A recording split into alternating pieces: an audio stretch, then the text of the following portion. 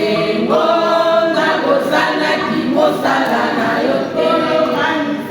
Kanisanga na mosala nasalaki na liboka na yo Yesu mwana na Nzambe. Okosananga te na mbokanelaka kuna nde tokozwa bomoi na sekolo.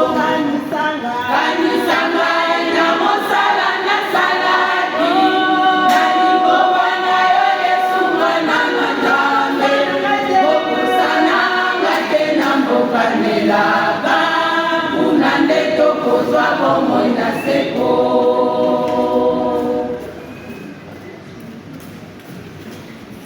Nanzela na mosala na yo Nzambe kotola makotonga makaka ponanga nalembaki ata mokolo moko te pona yokaki mongongo na Nzambe. Nanzela na mosala na yo Nzambe kotola makotonga makaka ponanga nalembaki ata mokolo moko te pona yokaki mongongo na Nzambe. Kanisanga na mosala nasalaki na liboka na yo Yesu mwana na Nzambe.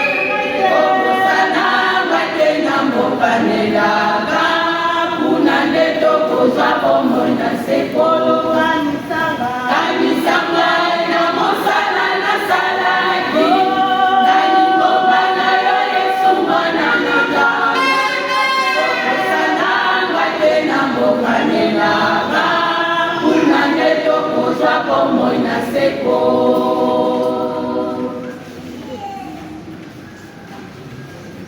Nazali kotonda yo etata Nzambe na bwana opesaki nga na mosala oyo ndenge opesaki yango na Salomo pesa yango na basali ya lelo.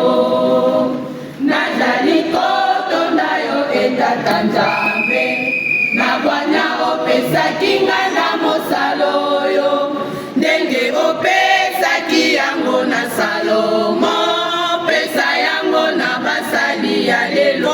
Kanisanga na mosala nasalaki na liboka na yo Yesu mwana na Nzambe. Okosananga te na mbokanelaka kuna nde tokozwa bomoi na sekolo. Kanisanga na mosala nasalaki na liboka na yo Yesu mwana na Nzambe. Okosananga te na mbokanelaka kuna nde tokozwa bomoi na sekolo. Kanisanga na mosala nasalaki na liboka na yo Yesu mwana na Nzambe.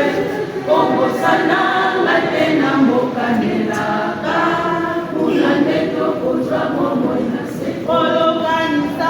Kanisanga na mosala nasalaki na liboka na yo Yesu mwana na Nzambe. Okosananga te na mbokanelaka kuna nde tokozwa bomoi na sekolo.